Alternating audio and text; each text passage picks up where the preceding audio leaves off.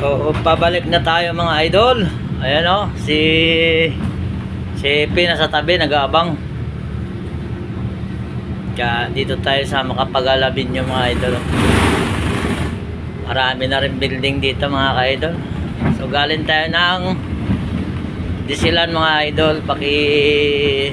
Subscribe na lang yung mga video ni Boy Haslo mga ka-idol. Pa-like na rin at saka pa-share na rin mga idol.